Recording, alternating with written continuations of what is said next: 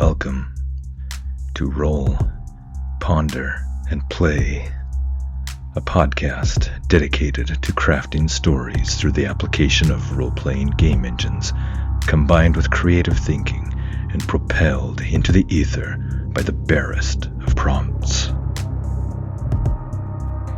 I'm Jared Hess, taking on all the roles of Game Master, Solo Player, Author, and Narrator. Come with me on a journey, and together let us explore realms of shadow, danger, and wonder. One role can decide the fate of many things.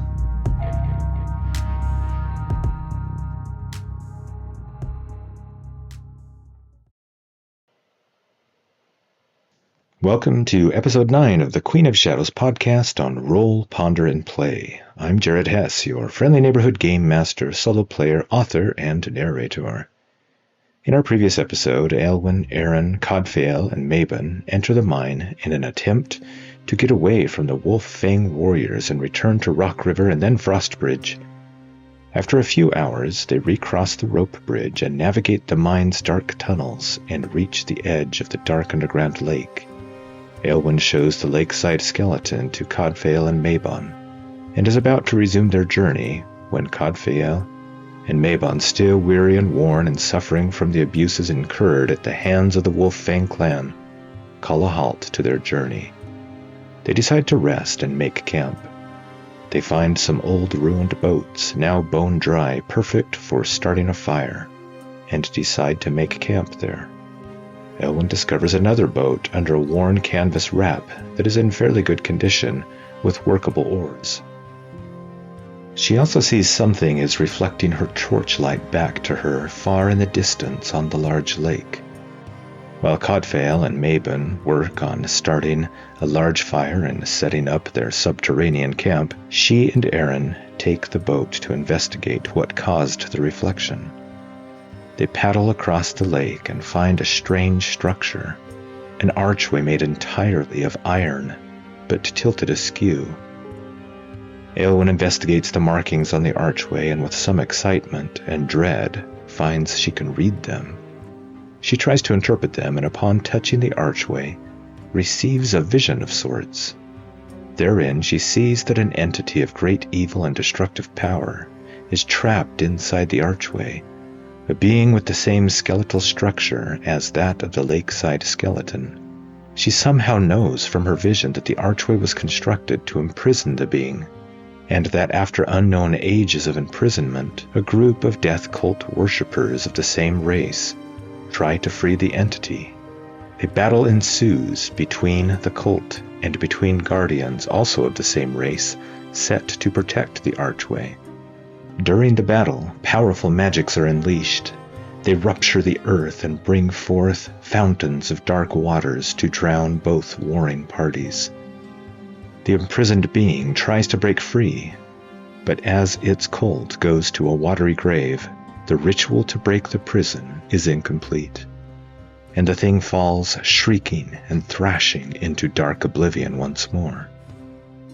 Eilwen's vision ends, and upon doing so a new threat awakens in the form of two graceful skeletal creatures that crawl forth from the slimy lake's depths. These are known as bone horrors. They are legends and children tales now come to life. The creatures leap upon the slanted archway's side and with slashing forearm blades try to kill Eilwen and Aron. A brief battle ensues, and she and her brother barely manage to escape to their boat, and then flee back to Cadfael's bonfire. They convince her father of the immediate threat, and the party decides that flight is once again necessary. And as they leave the lakeside's fire burning and run into the dark tunnels, they can see dripping out of the dark water and muck two bone horrors scanning the shore. As we begin this episode, Eilwen's stats are Edge 2, Heart 1, Iron 1, Shadow 3, Wits 2, Current Assets, Archer, Initial Box, Cutthroat, Initial Box, Shadow Walk, Initial Box. Current statuses: supply 3 out of 5, spirit 4 out of 5, halt 5 out of 5, momentum 3 out of 10, current abilities none. And now, on to episode 9 of Queen of Shadows.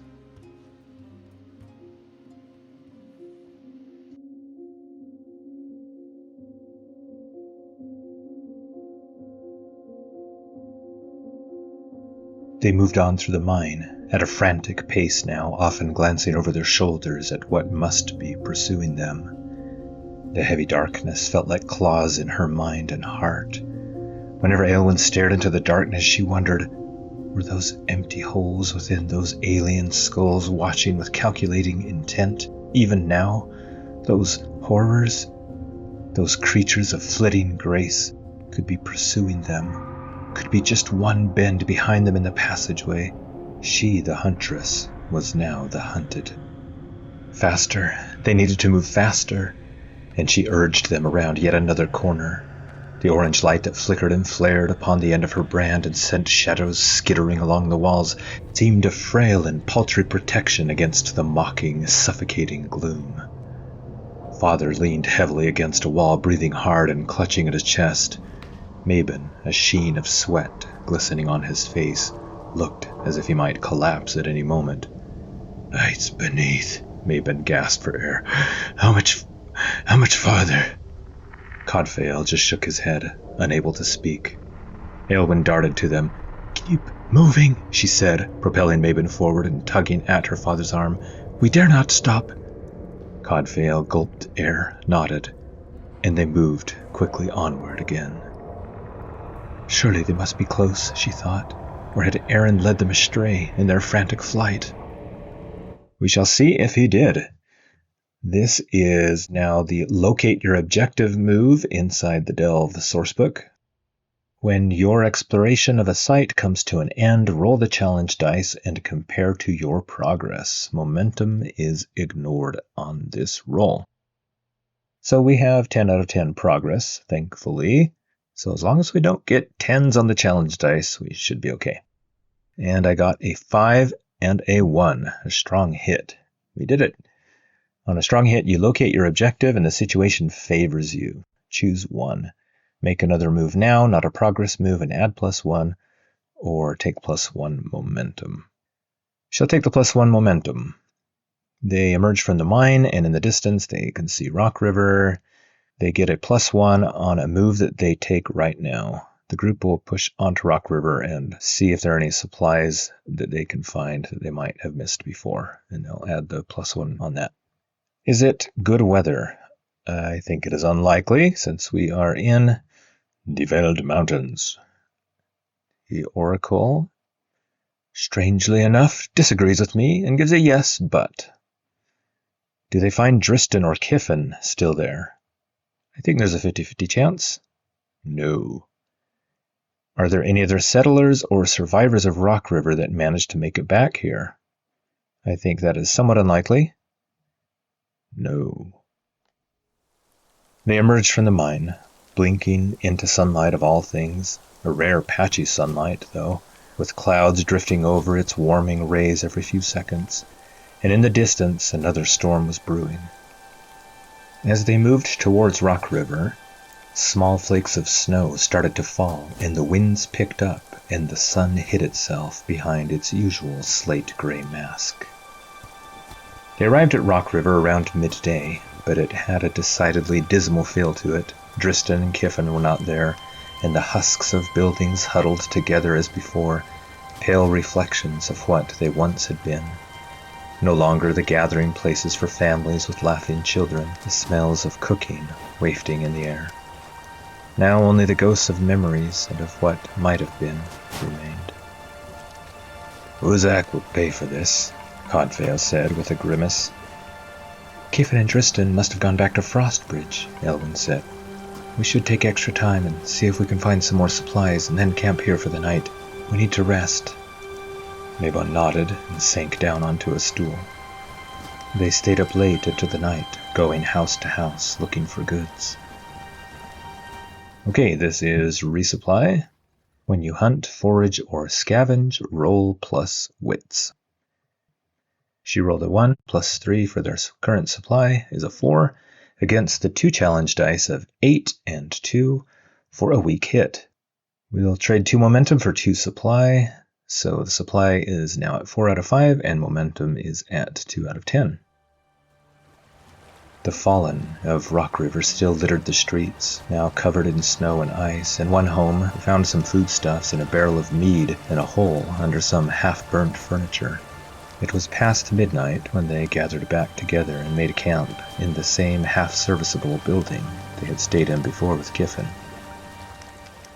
Okay, the make camp move. When you rest and recover for several hours in the wild, roll plus supply. Their supply is at 4, and they get a 2 on the action dice, so that's a 6, against a 2 and a 9 on the challenge dice for a weak hit. On a strong hit, you and your allies may each choose 2. On a weak hit, choose 1. The options are recuperate, partake, relax, focus, and prepare. She's going to choose relax and add +1 to her spirit. The fire and the talk, while somber, felt relaxing after the harrowing events in the mines, and Eilwen took comfort to be among good companions. Comfort that her father and Mabon had been restored to them, and comfort to enjoy a hearty hot meal of lentil stew and warmed mead. "Well, if the Wolf Fang warriors did manage to track us into the mine," her father said, raising a mug of mead to his lips, "they'll likely receive a rude reception from the bone walkers." "Aye, maybe they'll both do the world a favor and wipe each other out," Mabon grunted. "I'll drink to that," Aron said. He wore a bandage wrapped around his head where the bone walker's forearm blade had sliced into his scalp. But he seemed at ease, laughing and guffawing with the others. Eilwen smiled and curled up into a more relaxed sleep, letting their jokes and laughter wash over her. Her spirit goes up by 1, 3 out of 5. And we'll quickly go over her statuses and stats. Her stats: edge 2, heart 1, iron 1, shadow 3, wits 2, health 5 out of 5, spirit 3 out of 5, supply 4 out of 5, momentum 2 out of 10. And also a failures track, 7 out of 24. This is an optional experience point rule from the Delve book. Once I get up to 24 marks, or 24 failures, this would be the same as 4 ticks to form a box on a track. That would equal 6 boxes, essentially, on a progress chart. Then I would have the option of learning from my failures and be able to gain some more XP. Okay, so on their journey back, since both Mabon and her father have had considerable experience traveling this route back to Frostrbridge, I don't think there's going to be any reason to undertake a journey move. I'll just fast track us to Frostrbridge. The next morning, they picked up their meager supplies and headed out towards Frostrbridge. For the next 3 days, they retraced their route back home, carefully crossing peaks and vale as the winds and snows buffeted them. They moved much slower without Dristan's sleds, but Mabon and her father were both experienced hunters who knew these valleys better than most, and the party suffered no lasting ill. At the stone tree, mid-morning of the 3rd day, Eilwen visited the crag where she had hid the box containing the crown and the iron discs, retrieving it and placing it into her pack. Yet another nameless bundle, wrapped in leather and cloth.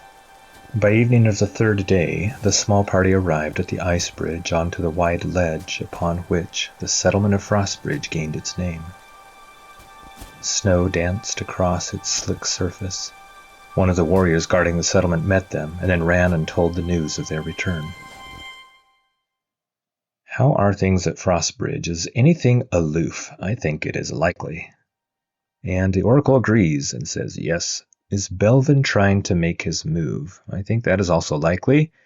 The oracle says 3 no. Okay, interesting. Let's find out what's going on. I will use the action and theme oracle. I rolled a 31 and a 70, and I get Uncover Destiny.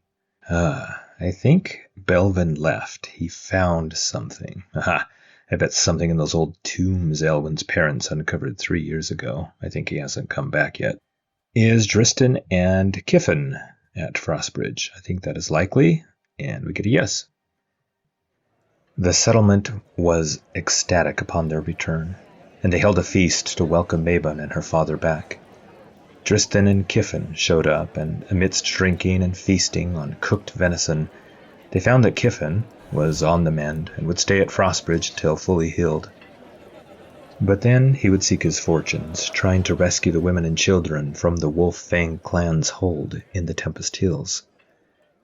Do Tristan and Kiffin know where Belvin went? 50-50 chance? The Oracle says no. They didn't see him leave. Did his cronies go with him? I think that is likely, and the Oracle says yes. Does anyone know where he went? I think that is also likely, and we get a yes and. I think it's the old crone Karis. She overheard him talking. She's an old busybody and enjoys gossip.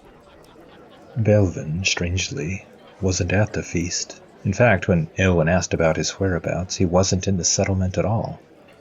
Tristan and Kiffin didn't know where he had gone. It was the old crone Karis who answered her queries. I heard him, young lass, heard him talking. He's the sort that pays no mind to an old bag of bones. An old bag of bones like me. She wheezed a chuckle and whacked her cane into the bench, causing Tristan to get up so she could sit down in his place across from Eilwen.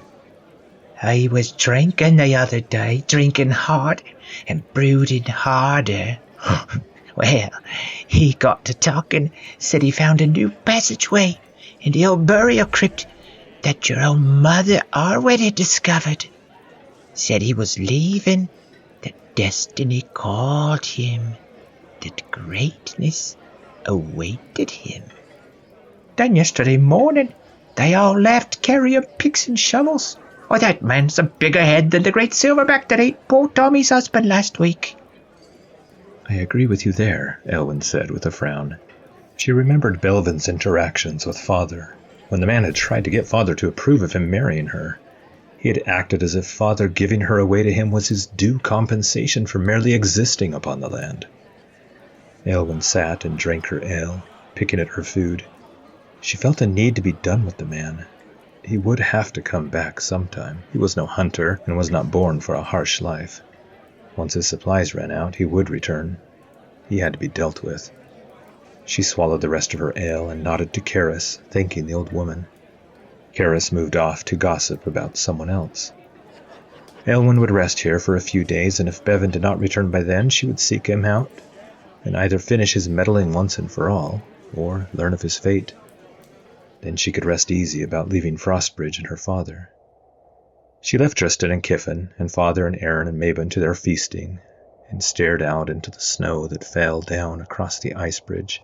She had miles to go, and vows to keep. Okay, so this is her sojourn move. When you spend time in a community seeking assistance, roll plus heart. If you share a bond, add +1. She has a heart of +1, and +1 from her bond with the settlement. Gives her a +2 modification to the action dice of 5 for a total of 7. Against 2 and 2 on the challenge dice. Ooh, yeah. A strong hit and a positive twist. That is awesome. On a strong hit, you and your allies may each choose 2 from within the categories below. So the categories are clear a condition, recover, or provide aid. So she ends up taking consort, take +2 spirit, and plan, take +2 momentum.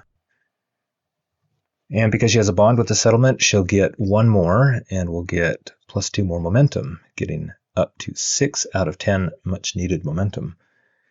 Okay, then we have the match where we rolled the 2 2s.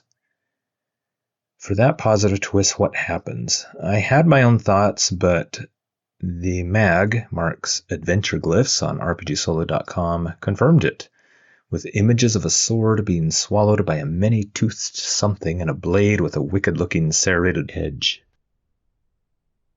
Eilwen spent the day resupplying and planning and speaking some more with Father and Mabon about Belvin, warning them of his threat. Mabon nodded, stroking at his chin. "Oh, I'd like you to deal with him." What?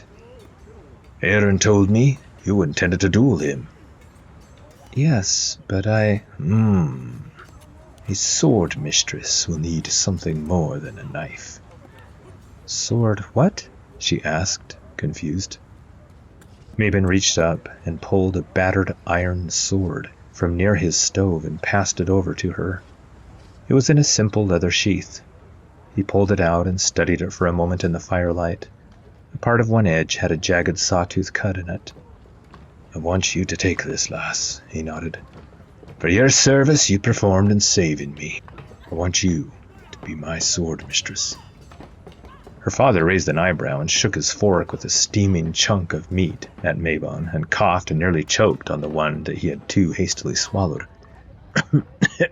Heralds, but you'll spoil her, Mabon. Are you serious? Mabon ignored him and looked at her. But this sword mistress? She shook her head, her mouth open, and tested the edge with her finger. Sharp, too. A sword these days, even a battered one, was truly a rarity. She tried to hand it back. It's too much, Mabon. I'm not worthy of such a fine gift. You are a chieftain, and you need it more than... Hush now, he muttered. You take it. I decide what I do with my own things. This blade is named Toothbite. Toothbite? Eilwen asked, running her finger over the hilt. Aye. It was passed down from my great-grandfather, who brought it over the seas, from the old lands. He told me one of the heralds, the Evernight, take them all. He spat on the floor. Tried to bite his arm off, but this blade saved his life, and that of my near-unborn grandfather. The blade broke off 2 of the herald's foot-long teeth, cut off its tongue, and it fled. It has good balance. But now, you take it, Eilwen. But why me? There's something about you, he said. A hardness, a temperament like this iron. You fit it. And plus, sword's no weapon tucked away for these veiled heights. It's meant to be used, and I'm too old for it and have no son to pass it on to. Many reasons. He shrugged and sat back down and picked up his ale mug. Bow and spear suit me well enough now. Thank you, she said, and belted it on.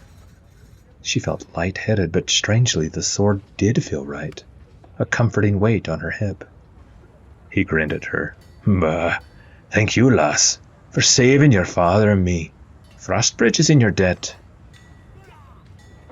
She spent the next 2 days training with it, learning the basic moves. Mabon himself taught her, and Aron watched, carefully paying attention to all his instructions. They fought with wooden swords, similar in weight and balance to Toothbite.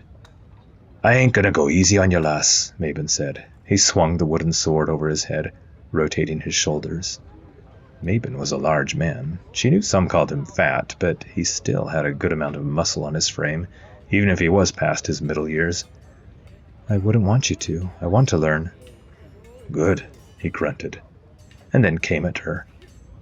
She might be called the sword mistress, but she was that in name only. His first few lessons made that abundantly clear to her when time and time again she found herself seeing stars, lying on her back in the snow, dazed. She groaned and picked herself up, coming to her feet. Mabon grinned. You're determined. That's good. Makes us more fun. Again and again they went at it all day long, their wooden swords clacking in the wind. They stopped for meals and to tend a jagged scrape she got on her left shoulder and another on her back. She was no sword mistress, but she would learn. The next day Mabon ran her through the basics again, and again grunting out terse instructions. She spent most of that day practicing forms against a wooden post, Mabon adjusting her footing, her stance, her form from time to time. And occasionally out of nowhere he'd suddenly rush at her from the side or rear, his own sword smacking into her and sending her sprawling again.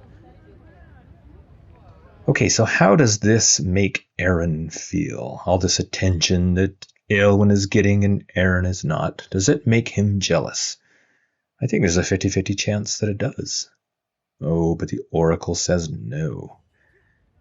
Aron grinned at her and gave her a mock salute. He was enjoying this. At the end of the second day, after she finished another long hour of basic forms against the post, Mabon rushed at her again with a roar like a silverback. This time his swings flashed down at her head and at her neck with a speed she hadn't seen from him before. Does she learn to beat Mabon? He's stronger and definitely more skilled, but she's quick, agile, and a fast learner. I'm going to say it is somewhat unlikely. No, but. Heart leaping in her chest, she barely turned his strikes and felt the wood shiver in her hands as she was forced back pace by pace, nearing a cooking fire. Each strike jarred her arm, rattled her teeth. She gritted her teeth from the jarring pain.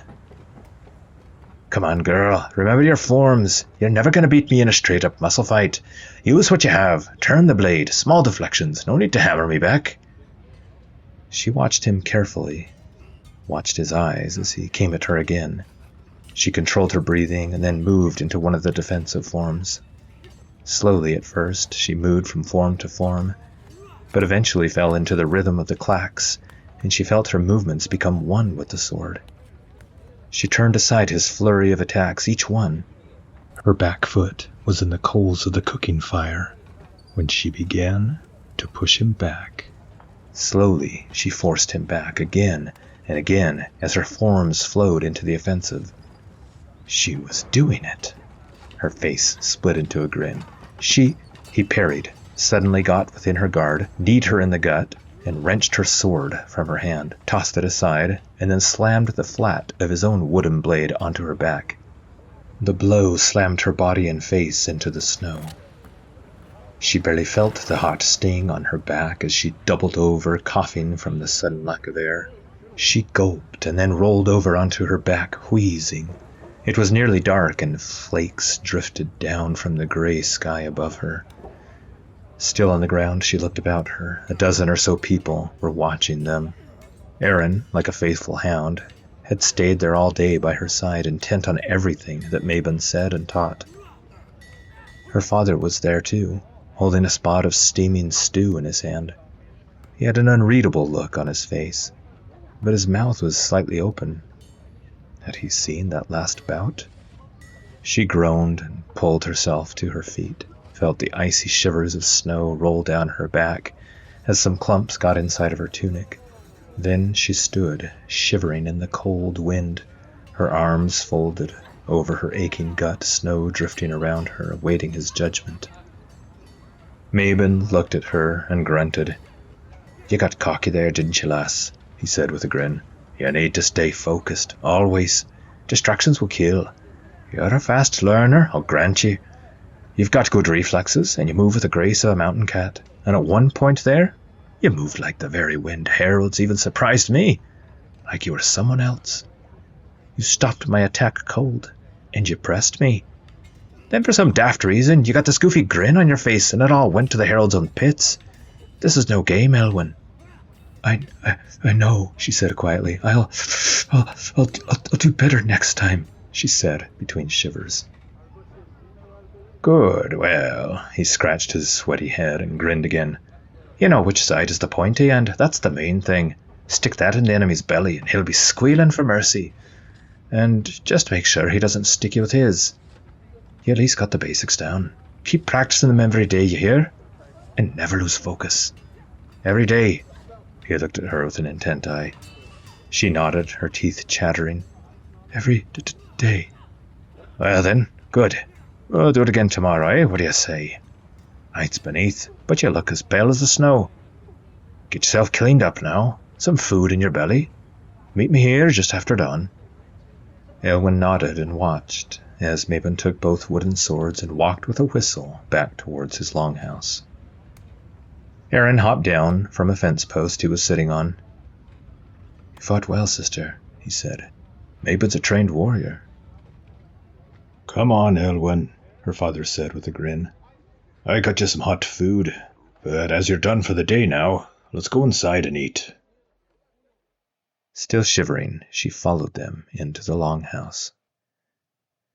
Does Belvin return the next day? I think it is somewhat likely. The oracle gives me a yes, but 2 of his cronies are missing. Is he wounded? No, but... wounded, but not in body. The next day they resumed her training. She did better, focused on the forms, and found herself less and less on the ground with Mabon grinning at her. Belvin returned on his horse, bearing a heavy spear across his lap. His face twisted with a sneer when he saw Eilwen practicing with Mabon. He dismounted and said a word to his companions, and then strode forward, a crowd forming in his wake. The side of Belvin's face bore a jagged wound from head to neck that started to scab over on the ends. His face held a darker and harder cast than Eilwen had before seen in him. So, Cadfael's runts actually did bring about a miracle, Belvin said, one eye raising, and found the missing misfit Mabon. Mabon strode up to Belvin. Belvin, you dog, you will mind your tongue, or I'll rip it from between your fancy lips. Belvin tilted the spear casually so that the bladed tip pointed ever so slightly toward Mabon. Oh, well, it might be interesting to see how that goes down with 2 feet of steel in your fat belly, Belvin said. Aron and Eilwen watched, their breath catching in their throats. Behind Mabon, Eilwen held the sword down in a ready low position in a 2-handed grip. You would raise a weapon against your chief? Mabon's face was red. You are no longer chief, Belvin spat. You're a tired man who's growing old and careless. A man who's running out of ideas and strength. You hemorrhage people every winter. It's time for new ideas. New leadership. Murmurs whispered through the crowd, and Eilwen saw a few nods of assent. An unspoken tension formed in the air, and more people joined the growing throng. It's time you were put down like the shameful dog you are, Mabon growled. I formally challenge Mabon's right of leadership, Belvin said loudly, turning in a slow circle so everyone could hear. It will be decided in the dueling circle. Aye, it'll be decided.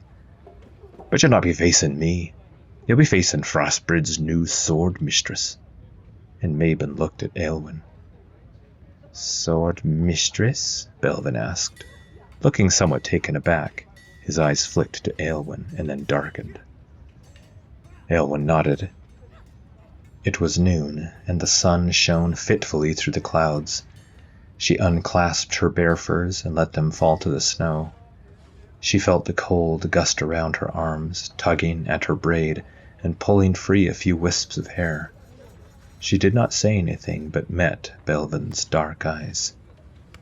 Sword mistress, he said again.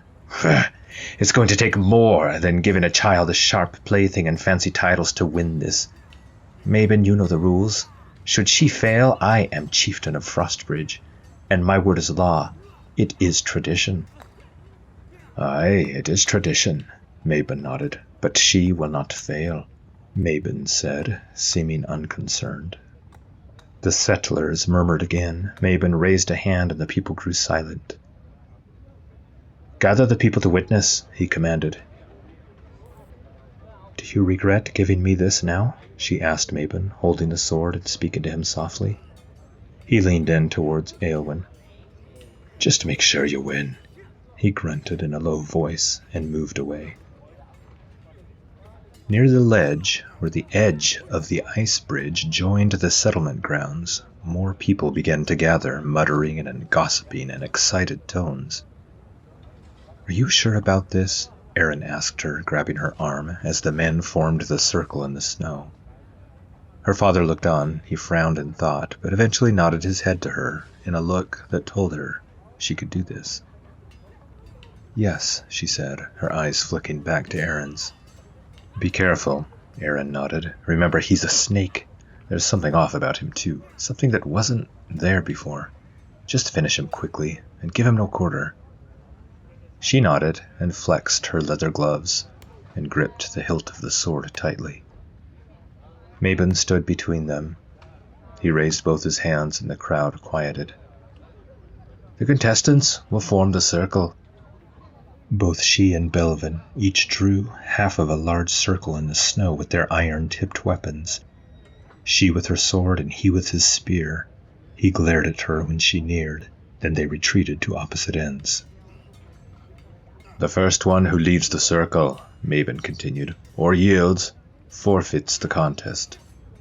Let it begin." He stepped out of the circle as she and Belvin advanced on each other. Snow and icy wind blasted at her from the chasm side, but she blinked against it and pressed on.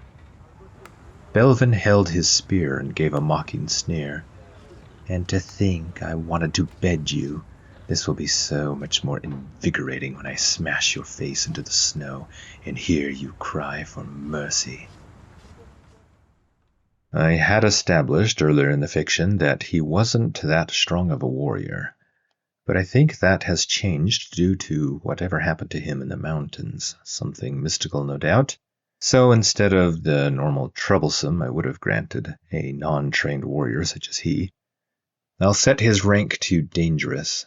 That means he gives 2 harm whenever he hits, and I give 2 progress per harm that I give. Okay, so we use the draw the circle move for the duel. When you challenge someone to a formal duel or accept a challenge, roll plus heart. If you share a bond with the community, add +1. On a strong hit, take +1 momentum. You may also choose up to 2 boasts and take +1 momentum for each. On a weak hit, you may choose 1 boast in exchange for +1 momentum. Let's do her roll and see what she gets first before reading through all those. She has a heart of 1 and gets +1 for her bond with the community, so a +2 mod. And she rolls a 1 on the d6 on the action die. That is unfortunate, for a total of 3 against the challenge dice of 3 and 7 for a miss. I do have 6 momentum, so I could burn that to turn this into a weak hit. But I will retain my momentum and take the miss and let the fight begin with me at a disadvantage. Eilwen dashed to engage him, thrusting with her sword point forward. But Belvin spun the spear and knocked the sword wide and then caught her in the midsection with his knee, sending her gasping for breath. Then the butt of his spear took her in the chin. The blow knocked her backwards, snapping her head back and splitting the skin. She stumbled back, dazed, one hand feeling the blood on her chin. "You simpleton," he gloated with a low laugh. "You have no idea who you're dealing with." Okay, we're now going to make an endure harm move. When you face physical damage, suffer minus health equal to your foe's rank, or as appropriate to the situation. Then we roll plus health or iron, whichever is higher, and see if she can either shake it off or embrace the pain. Let's see what she gets. So I rolled a 4 on the action dice with a +4 is an 8, against a 7 and a 5 on the challenge dice for a strong hit. She will choose to embrace the pain. That means she takes the harm. She's now at 3 out of 5 health, but she does take +1 momentum, now 7 out of 10. And, most importantly, I believe, she has the initiative now and rushes in to strike. Growling, Eilwen rolled with the blow with easy grace and came up onto her feet, snow spraying off her clothes. With a grimace, she darted forward, attacking with a flurry of blows, high then low, then left-hand swing at a slashing downward angle. She rolled a 3 on the action dice, +1 for her measly, impotent iron, for a total of 4, against a 4 and a 3 on the challenge dice for a weak hit. She inflicts 2 harm. I'm going to burn my momentum and turn this into a strong hit. That means he takes 1 more harm. Her momentum resets to 2 out of 10, but she's now at 6 out of 10 progress against him because of the 3 harm that she gave him. Belvin tried to dart out of the way, but her blade caught him in the thigh, cutting through his pants and sending a spray of crimson flaring out onto the snow. The crowd gasped. Belvin cursed and limped backwards, one hand momentarily pressing against the wound, the blood leaking hot through his fingers. As she pressed the attack, he raised both hands to the spear in an attempt to ward it off. She hammered at his spear, hoping to turn it aside so that she could slam the sword pommel into his face. Okay, she's going to do a strike move for this. When you have initiative and attack in close quarters, roll plus iron. When you have initiative and attack at range, roll plus edge. So she is in close quarters, rolling plus iron. She rolls a 1, not good, and gets a +1 iron for a very sad 2 against a 5 and a 2 on the challenge dice. For a horrible roll and a miss. Instead, he caught her blade on the spear, held it, and then shoved her back. He then advanced with a whirling attack of his own. She tried to parry, but was too slow. He hit her in the face with the butt end of the spear. It was only a glancing shot, but it sent her reeling, stumbling back several feet. Her sword flew from her hands, and she gripped her head, then stumbled and fell. She saw dancing lights and boots of the settlers who watched the fight. She must be near the edge of the circle. She heard murmurs and shouts from the crowd. Okay, so she lost her weapon momentarily. That's for the paid the price. "Get up, Eilwen," she heard her father's voice shouting. "Get up!" She blinked away blood and tears and saw the sword off to her left. But Belvin planted himself between it and her, and then began to move towards her. "Now you die!" And with a roar, Belvin rushed at her in a half-limp, half-crazed charge, the spear held high above his left shoulder in a two-handed grip. Eilwen is going to use the Turn the Tide move. Once per fight, when you risk it all, you may steal initiative from your foe to make a move, not a progress move. When you do, add +1 and take +1 momentum on a hit. If you fail to score a hit on that move, you must suffer a dire outcome. Pay the price. She rolls a 6 on the action dice, yes, and a 3 for all her bonuses, versus a 4 and a 3 on the challenge dice for a strong hit, and she really needed that. That means she gives him 2 more harm, and it's 2 progress boxes per harm against a dangerous foe. That takes her to 10 out of 10 on the progress in this fight. The dagger flew end over end in a black streak that slammed into his gut. Belvin dropped his spear, stumbled back with a gasp, falling to his knees. He pressed his hands against the lifeblood that pooled crimson out around the pommel and through his fingers to dribble and steam in the pristine snow. Okay, she will end the fight move now. When you make a move to take decisive action and score a strong hit, you may resolve the outcome of this fight. I did this move incorrectly in episode 1. You make this move whenever you have a strong hit. You want to finish the fight. Against the bear in that episode, I thought I had to do yet another strike move and score a strong hit on that. But you don't do that. It's coming off of any strong hit on any move. You can choose to make the end the fight move and see what happens by comparing the progress track against the challenge dice.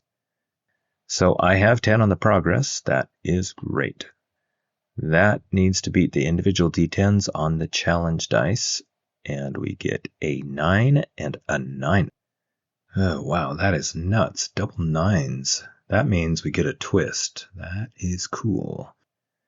But I do succeed, and that might be considered barely, but it is a success. "No," Belvin whispered, his mouth wet with blood, his eyes wide in pain and shock and delirium, his face pale with approaching death. "No," he coughed and spat ruby-laced spittle into the snow. "The voices at the pillar, they promised me." He pulled out her dagger in weak fingers and let it fall, covered with blood, into the white snow. He thrust his fist against the wound as he crawled, groaning, to where his spear lay. Eilwen had regained her feet. Her head still rang, and she winced against the pain in her side, but especially from her head. She stumbled to her sword and picked it up just as Belvin had crawled to his spear. He touched the black spear, and it seemed that a shadow of some sort, inky black, superimposed upon his form, then writhed into his skin. He coughed, and blood sprayed out of his mouth, as he started to struggle to his feet, heaving himself up. The crowd gasped as his eyes rolled back into his head, revealing only the whites. His eyes opened wide and his mouth split in a mad rictus. The crowd of onlookers took a collective step back, and some made signs against evil, others reached for weapons, others still, some children and women, began to wail, still others began to back away and run for the dubious protection of home. Belvin was nearly to his feet, a gurgling cackle on his lips, blood and spittle spilling over his chin. Time seemed to slow. Eilwen screamed in fright and anger at this thing in front of her. Then she moved, feet churning up the snow as she rushed towards it, her blade pointed low towards him in a two-handed grip. Then at the last moment she pivoted in a complete circle, adding momentum from her hips, and brought the sword crashing down in a massive swing. The sword hummed as it cut through the air. It chopped through the spear, shearing it in two, shards of wood and the spear's iron head spinning into the air. Her follow-through bit into Belvin's neck, separating head from his torso. His corpse fell backwards in a spray of blood that fanned out over the snow, and his head rolled a couple of feet, snow and blood mixing on the now cooling face. An inky shadow shrieked as it rose from his corpse. Eilwen backed up, sword at the ready, but the shade slowly dissolved to nothingness in front of her as if pulled apart strand by the moaning wind. Time seemed to resume its normal rate. Okay, Eilwen has completed her very first vow. If you remember, we had tacked on dealing with Belvin as one of the milestones that she needed to complete. So when you achieve what you believe to be the fulfillment of your vow, roll the challenge dice and compare to your progress. Momentum is ignored on this roll. For the different milestones that she completed, the progress is 10 out of 10. We compare that with the two challenge dice, 5 and 4, for a strong hit. It is a dangerous quest. So on a strong hit, your quest is complete, mark experience, and for a dangerous quest, you get 2. So she gets 2 XP. She will save that to buy a new asset later. The world seemed to hold its breath. No one spoke. Eilwen heard the blowing wind that tried in vain to obscure the blood on the snow. Her own heart sounded too loud in her own chest. She nearly slipped, but put the sword point down into the snow to lean heavily against the pommel. She turned aside her head. She was no stranger to killing animals, but this was the first time she'd ever shed the blood of another person. Even if it were Belvin, she felt sick inside. "By all the gods who forsook us," Melvin eventually breathed. "What just happened?" Eilwen shook her head and swayed unsteadily. "I don't know. Some kind of shadow." She felt even more sick, thinking of the shadows she had often called herself. Was it the same thing or something else? She didn't know. She gripped the sword in her hand and touched the blade with 2 fingers and whispered a vow. "By the iron in my blade, I swear to see the evil of that place destroyed." "One of the heralds of the night?" a settler asked, and murmurs started.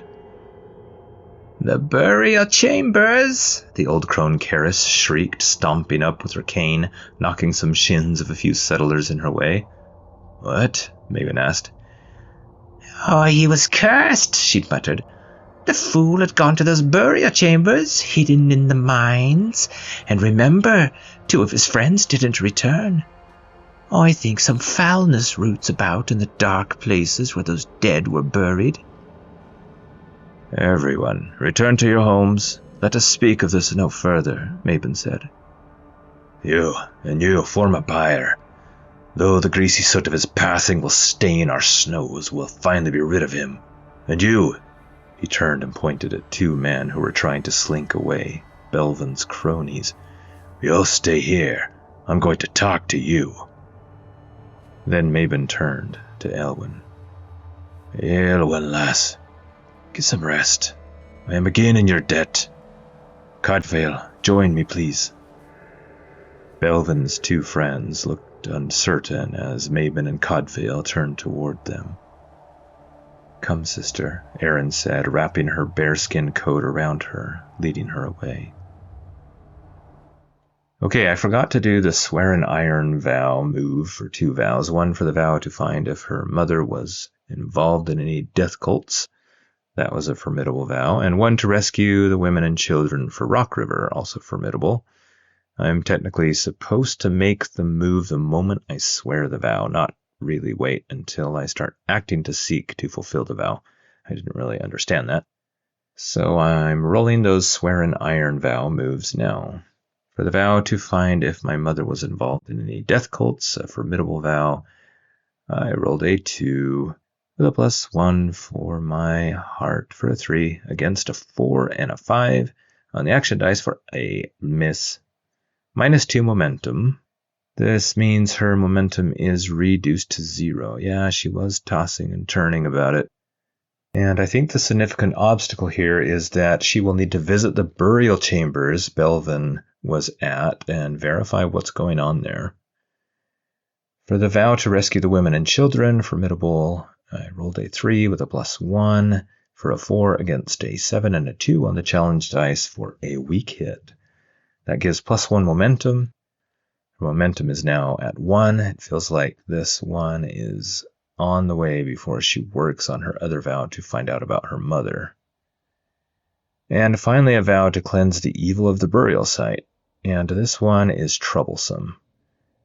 So she rolls a 6 on the challenge dice, finally a high roll, +2 for an 8 against a 5 and a 6 on the challenge dice for a strong hit. She will take the +2 momentum. Momentum is now at 3 out of 10. That night, she had a hard time falling asleep in her bed.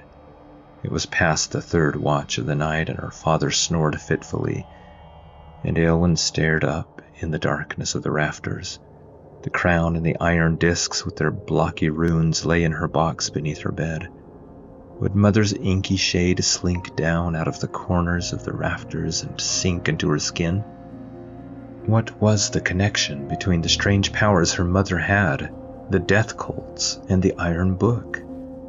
Or was there even a connection? I will find out, she whispered to herself, and I'll rescue the survivors of Rockriver soon. But first, the evil near Frostrbridge under her own noses. That is first. It felt like too many balls to keep juggling. Or were they skulls? She slipped into an uneasy sleep.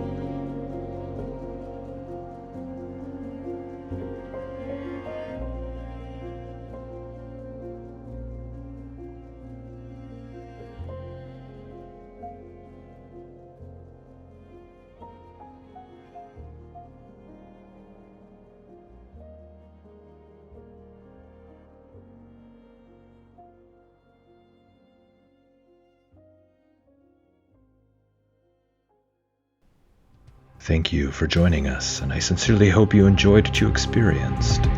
If you would like to support Roll, Ponder, and Play, you can do so by joining my Patreon at patreon.com/Roll, Ponder, and Play. There you can also find transcripts, show notes, and other projects I'm involved in. If you would like to reach out to me, you can find me on Patreon or on Discord at Roll, Ponder, and Play, or by email at rollponderandplay@gmail.com. Until we meet again, may your own dice rolls ever bring you success.